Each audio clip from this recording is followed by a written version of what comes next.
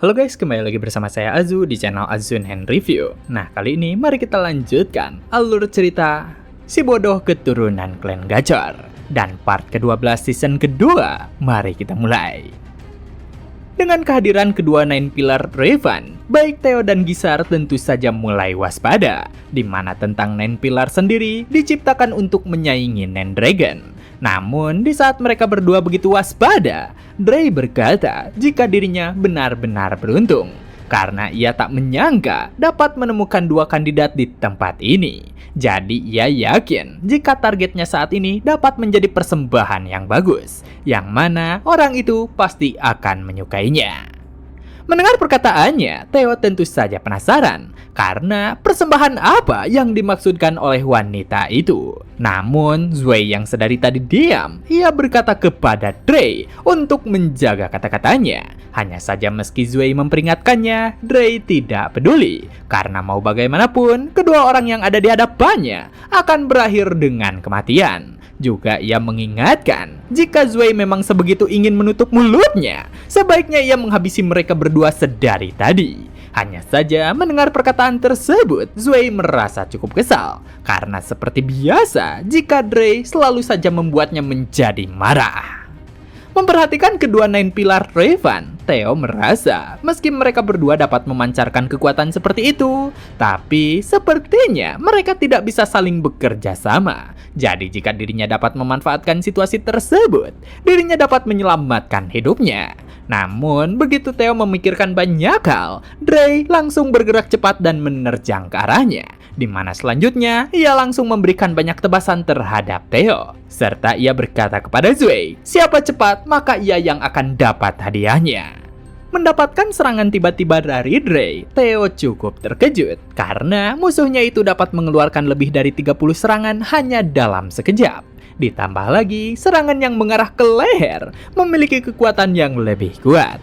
Dan Dray yang telah melayangkan tebasan, ia tak dapat menahan pujiannya karena sebenarnya dirinya ingin memenggal kepala Theo dalam sekali serangan.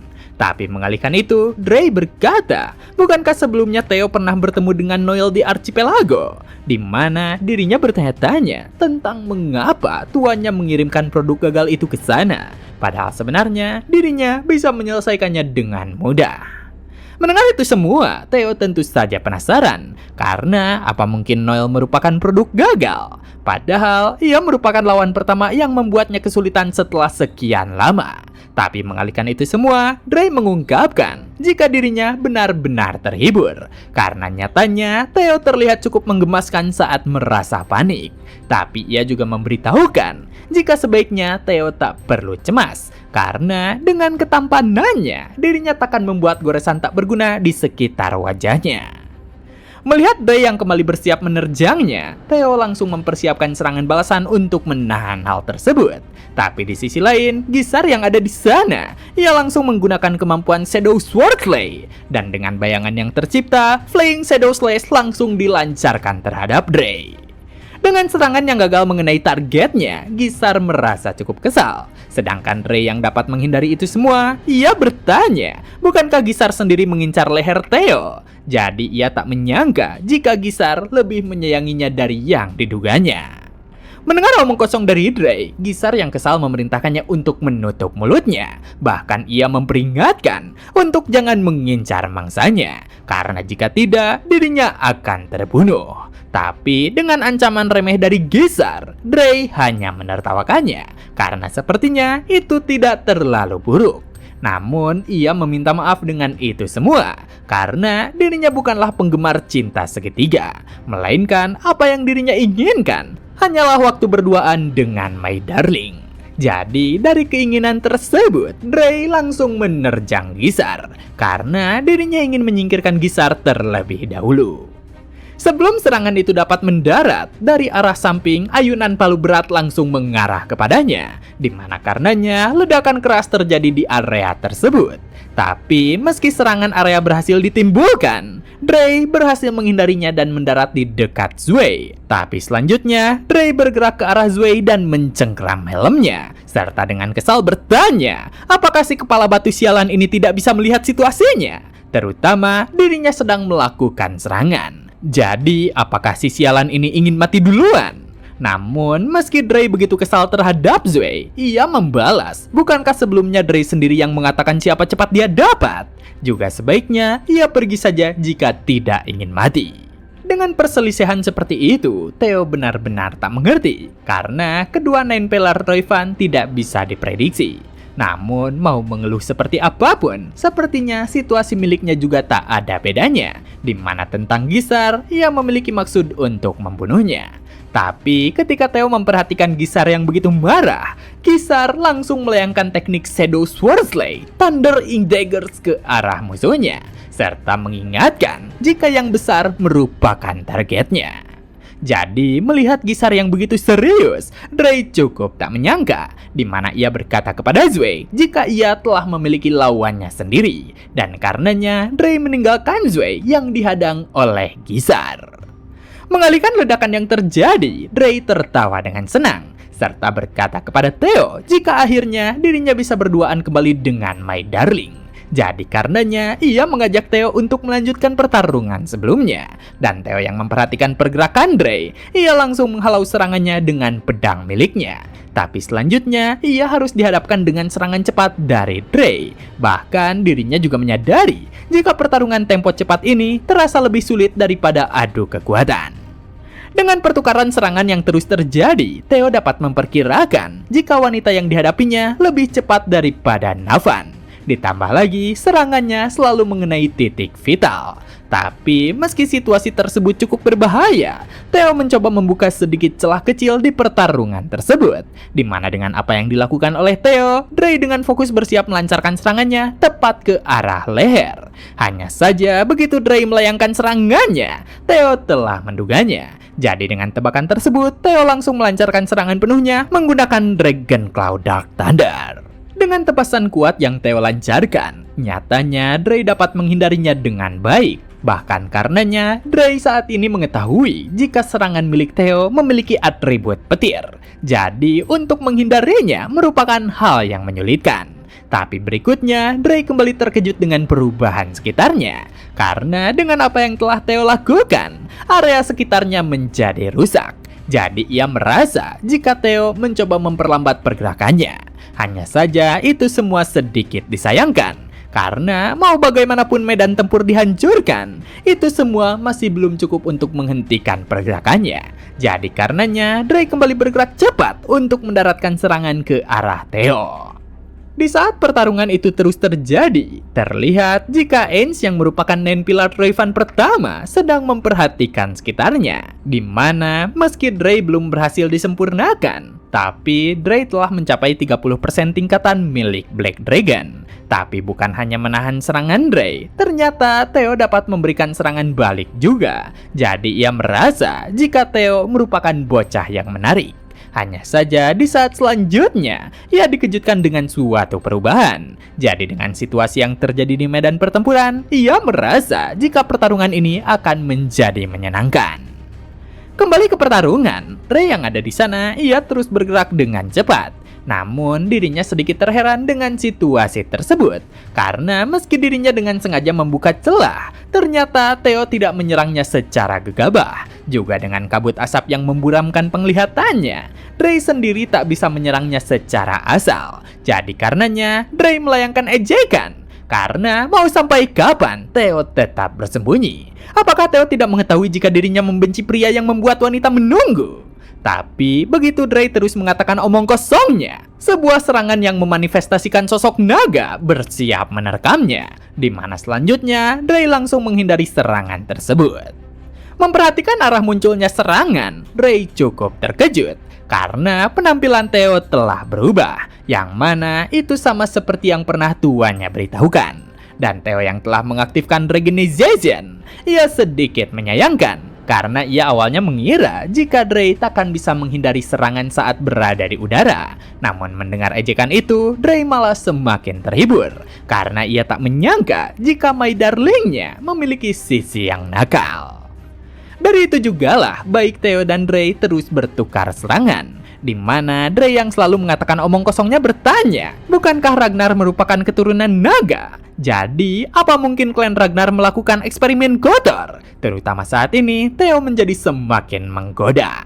Dan Theo yang mendengarnya, ia tentu saja turut senang, serta membalas jika mulai sekarang ini semua akan menjadi lebih menyenangkan. Setelah mengatakan hal tersebut, Theo langsung bergerak cepat dan melayangkan tebasan kuatnya terhadap Dre, di mana dengan kemampuan miliknya, kilatan petir terus tercipta di medan pertarungan. Sedangkan Ainz yang sedari awal hanya memperhatikan pertarungan itu, dirinya tak dapat menahan perasaan kagumnya terhadap Theo, karena saat ini ia dapat melihat kemampuan regeneration milik Ragnar. Padahal sebelum Theo menggunakan kemampuan tersebut, dirinya tidak bisa mengimbangi kecepatan milik Dre. Tapi sekarang terlihat jelas jika Theo lebih unggul daripada lawannya.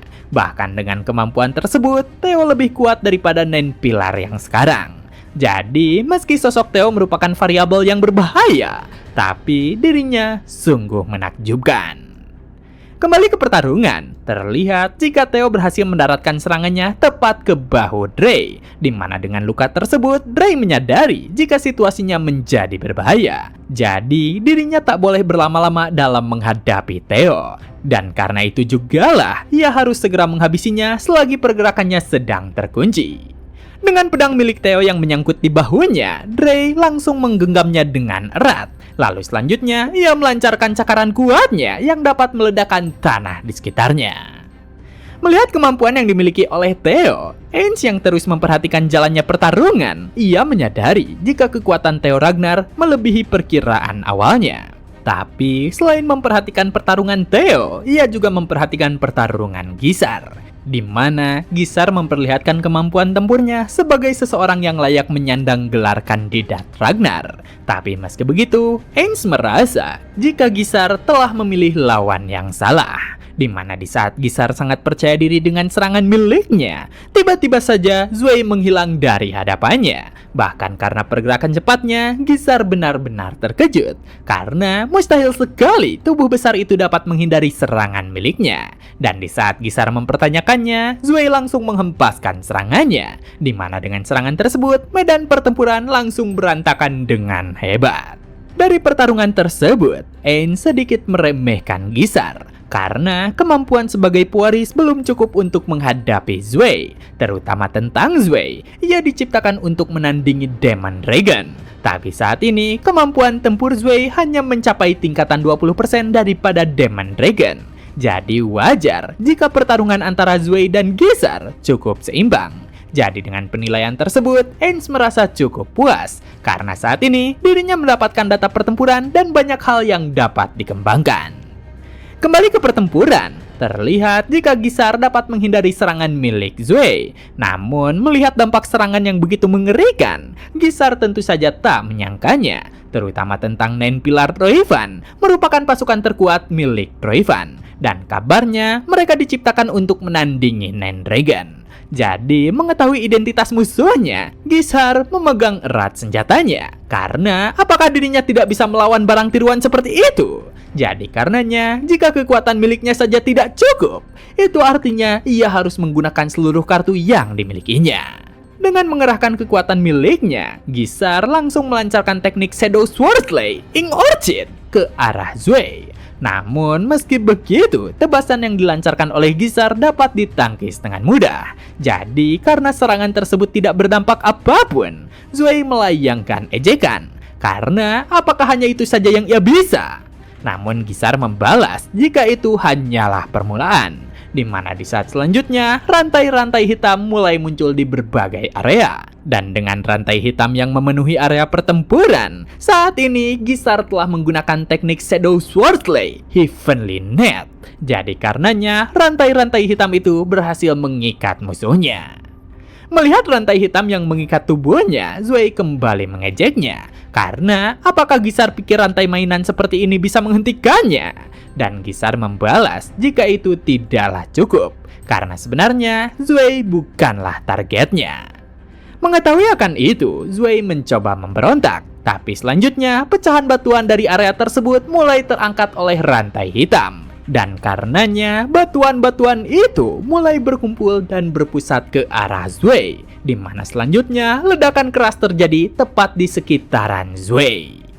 Di sisi lain, terlihat jika Theo telah menyelesaikan pertempuran miliknya, di mana dengan bantuan rantai yang mengikat Dray, saat ini Dray telah kehilangan lengannya. Tapi Theo berkata kepadanya jika dirinya akan membiarkan Dray hidup untuk sekarang, karena dirinya telah berjanji takkan kembali dengan tangan kosong. Dan Dray yang mendengar itu, ia malah tersipu dengan tindakan Theo. Bahkan ia merasa jika Theo benar-benar kuat dan juga pengertian.